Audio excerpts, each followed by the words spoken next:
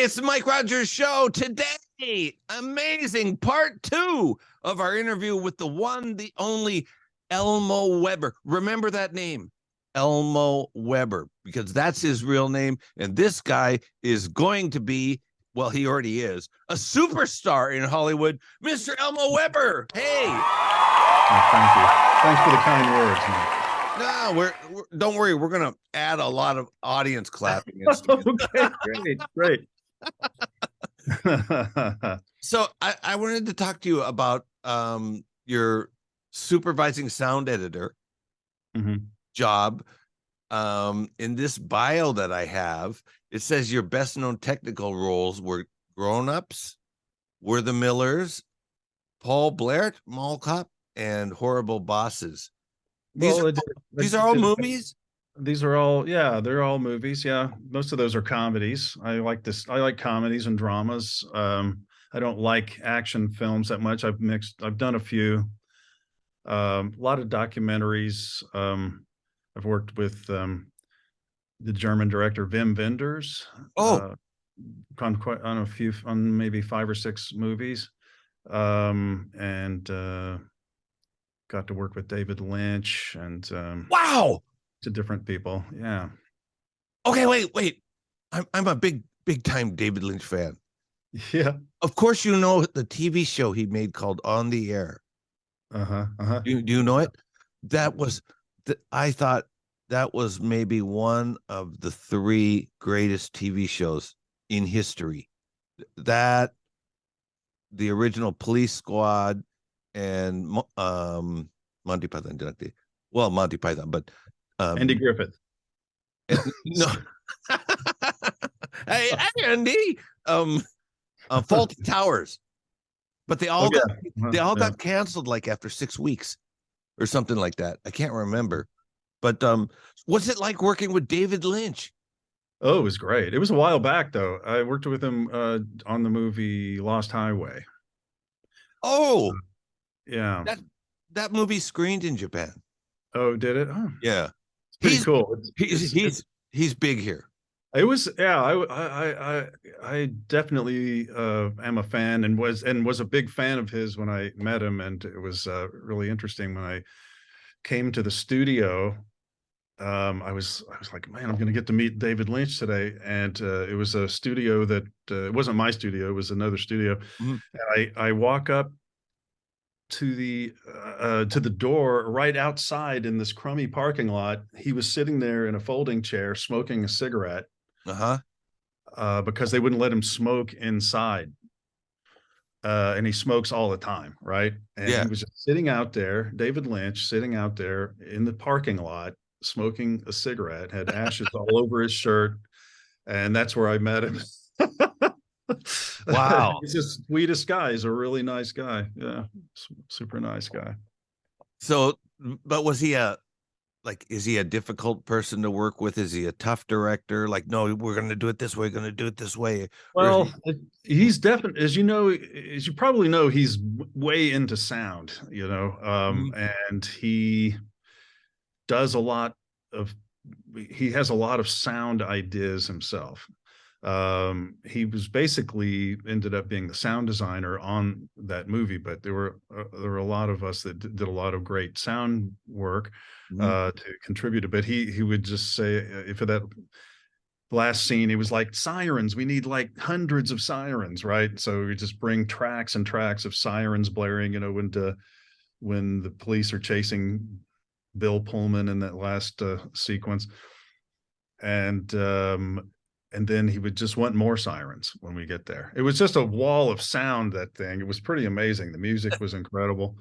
No, he was really pretty easy to work with. He wanted stuff, but it was great. It was cool stuff. He wanted cool stuff, and you had just brought a bunch of cool stuff. Yeah, I read somewhere that he's into transcendental meditation, and I did that too.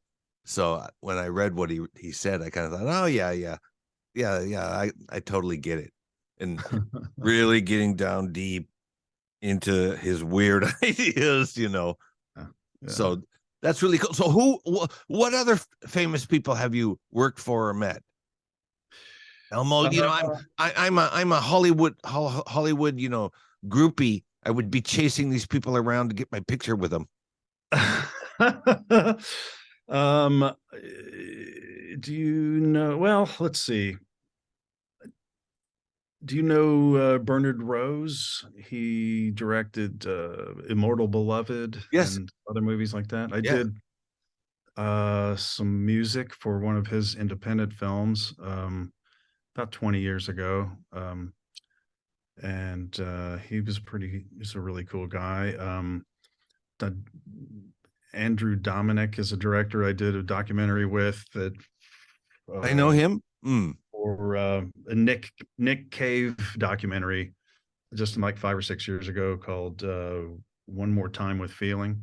Have you ever met Nick Cave? I didn't meet Nick Cave, no, but he's a very strange individual. I gathered that, yeah, from Andrew. Yeah, I gathered he was definitely an interesting guy. It's a really cool documentary. I'd recommend that if you love Nick Cave. The banjo player Bella Fleck. Yes. Yeah, I've worked with him on his documentary, and we're friends, and he's a great guy, super guy. Yeah, Bella Fleck. I should play Bella Fleck on Color Red Radio. I steal some of his music and make a weird song. Oh yeah, that would be great, Elmo. Please. I'll send it to him. He'll probably like it. So I'm trying to think of others. I don't know. I mean, it's if you haven't heard of any of those comedies, those were pretty big comedies. I worked with I'm so terrible with names, Mike. I am too. I worked with George Clooney on a movie he directed. Wow. And he's a really nice guy for sure. Mm-hmm. Yeah, he's a big star here too. Yeah, Clooney. Yeah. Mm-hmm. And I think my wife likes him, So anytime I see her watching a movie, I make sure to turn it off, What are you looking at that guy for?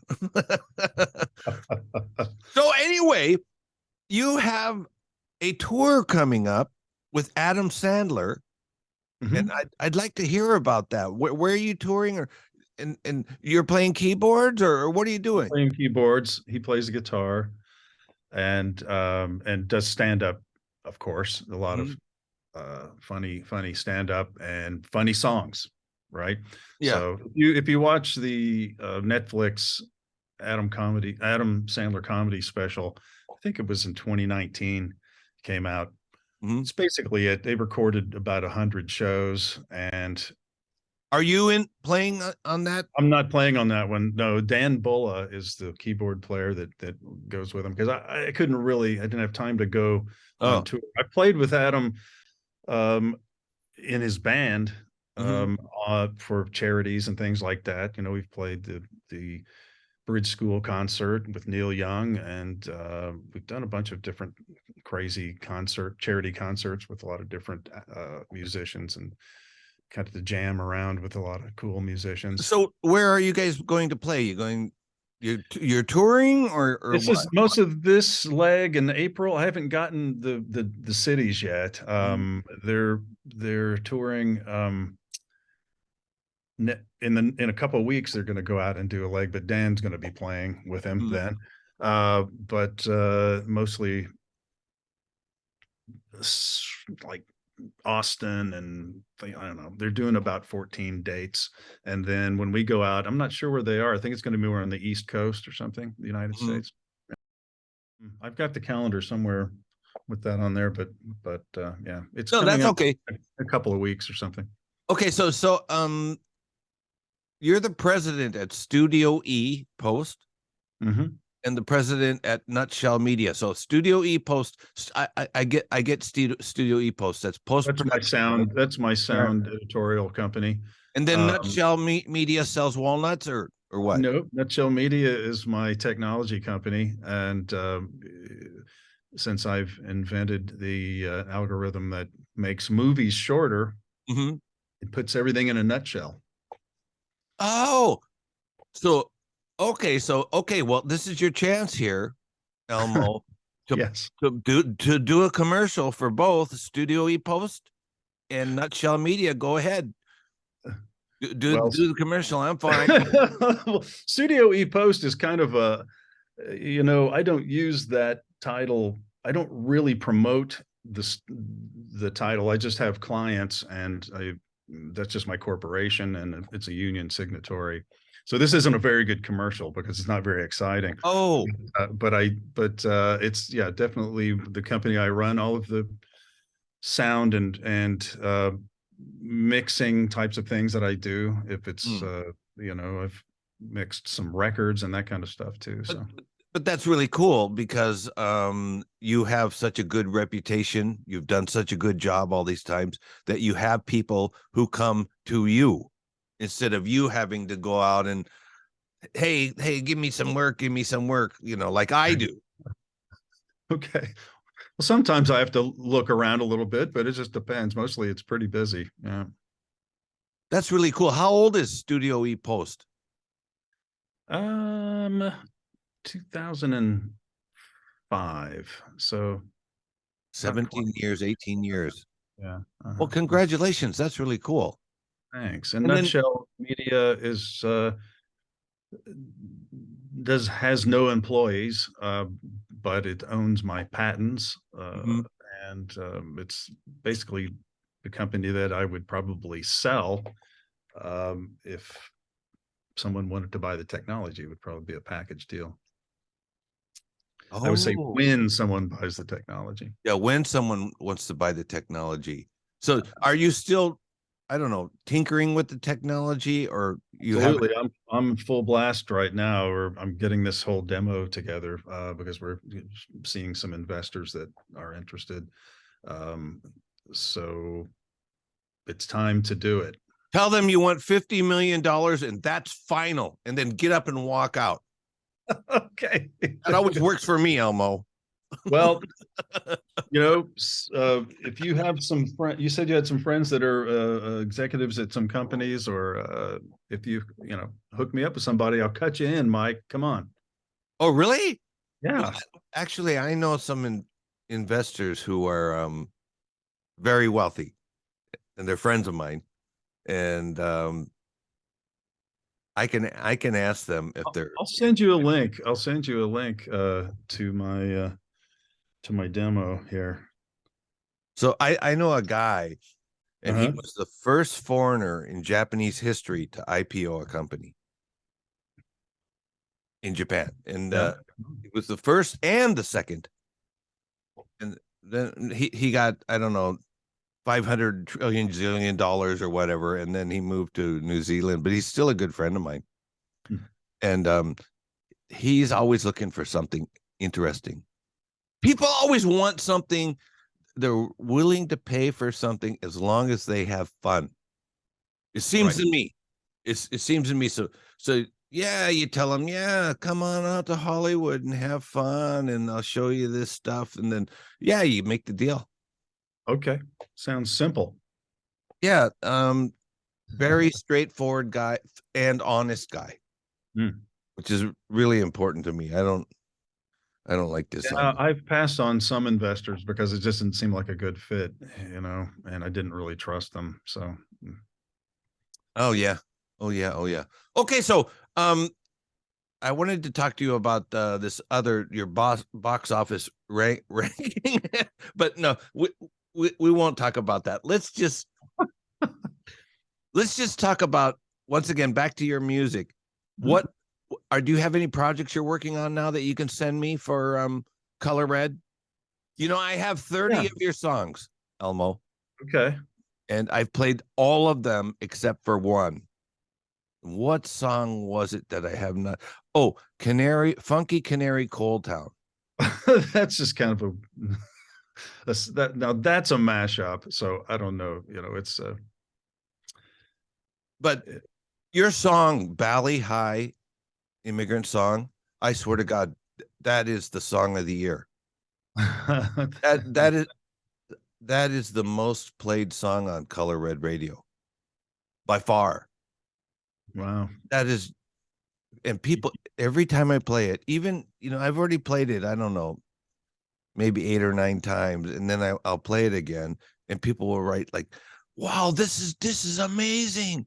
I've never heard this. And I'm like, this is really inspired. This is like and I'm not talking about Led Zeppelin, and I'm not talking about, I don't even know the lady's name who sings that song.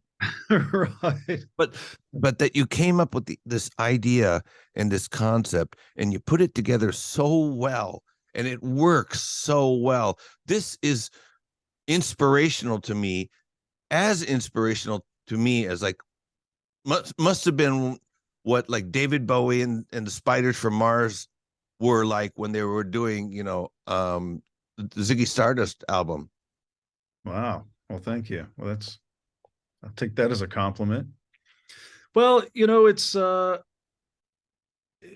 I hear things that sound similar, I tend to try to put them together and see how they go.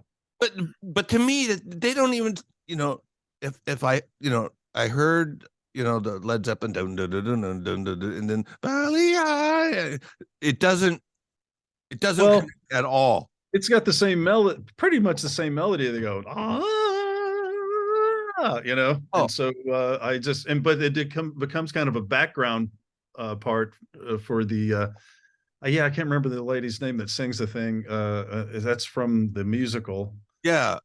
What was the musical? I don't even remember I remember what year it was though. South Pacific, right? Yeah, South Pacific. 1958. Yeah. So since I was a little kid, Elmo, I have been amazing with numbers, and I never forget numbers. So you could tell me like a 10-digit number, and I memorized it. So I should have been, what do you call it, computer programmer.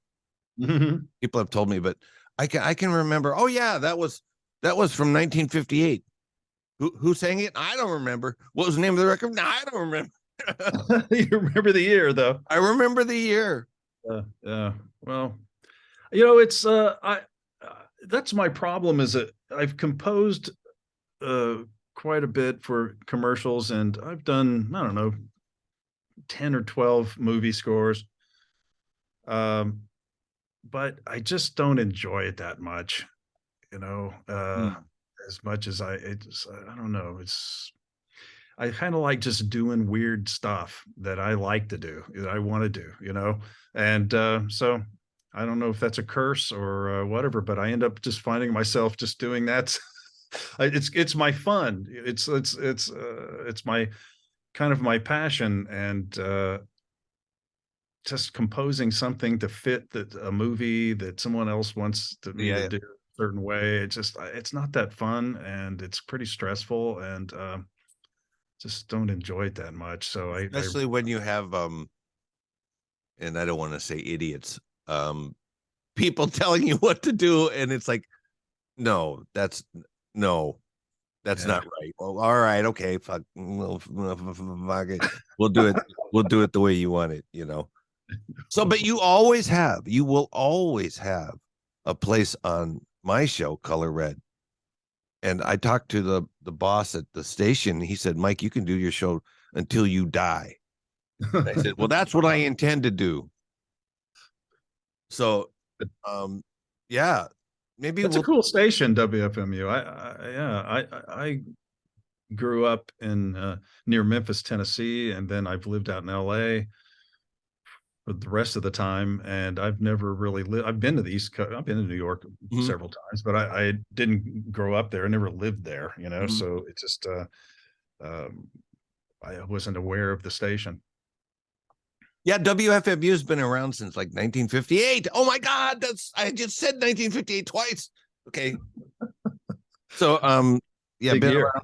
been around since 1958, and it's really a popular station. It was voted #1 station in America, like, I don't know, 4 or 5 years by Rolling Stone magazine, New York Times, Village Voice.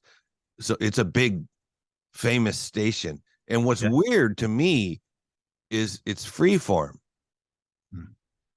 And when I first listened to it, there was a lady playing, you know, kind of weird loungy music, and she was cooking and explaining. So next we take our eggs and we crack them into the bowl and then whip them, and the music's just going on. And she's just talking about cooking, and I just like, this is so weird. I watched the documentary about them that they've got. Yeah. Yeah, it's really interesting. I liked it. That's a good those story. Mm-hmm. I had been asking those people for probably 4 years before they finally gave me a job. You know, you got to be persistent, right? Yeah. So, okay. So you are making new music now. Yes. Can you give us a taste. What is it, Elmo? Come on, you can give us a. Well, it's kind of in the same it's in the same realm as some of the last stuff I've been sending you. It's you know, chopped up album stuff. But the stuff you send me, it's all over the place.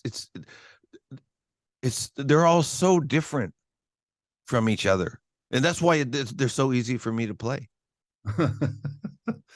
Okay, last question. When you were a kid, did you play piano or something?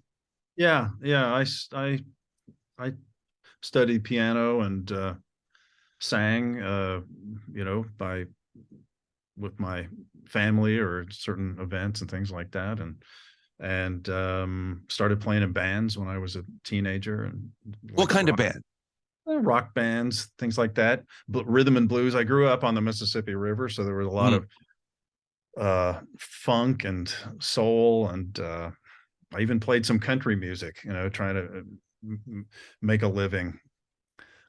Played back in those days as a young man in my teens and 20s. I played, I was a professional musician most of the time. Wow. And played. So you were poor. Like that. Huh? You were poor. I was pretty poor. I had some day jobs, you know. I was a land surveyor. I was, you know, some different things like that. Did work for civil engineering companies and things like that. Because I had a kid pretty young. I had kids pretty young. I was 18 years old. I had my first son, and then had my other two sons when I'm in my 20s. And, do your sons think you're weird? I don't know. Probably. Yeah, my kids think I'm weird. Yeah. Okay. Anyways, ladies and gentlemen, I'd like to thank Elmo Weber for this really interesting talk. Elmo Weber, sound department composer director. He makes music, and we play it every week on Color Red Radio. So please check it out. Elmo Weber, thank you so much for having a great talk. And before, if you have another project coming up or something like that, and then you want to promote it, you can promote it on this show. Okay. No problem. I mean, this is not a huge show, but I have been checking, and I told you the boss at YouTube told me to start it. There basically are no shows like this with that interview musicians, you know, indie filmmakers and stuff like that. So great. So anyway, so next time you have something to promote, contact Mike, and then come on and be on this show. And okay. Send me money, Elmo. Okay. I'll definitely send you some music, but okay, well, that's good enough. Hook me up with some investors. I'll send you some money too. Okay. Anyways, ladies and gentlemen, a big hand for Mr. Elmo Weber. Thank you so much, Elmo. If you like this video, go down here and click like and subscribe, and please comment. And I'm Mike Rogers, and I'll see you back here tomorrow. Bye.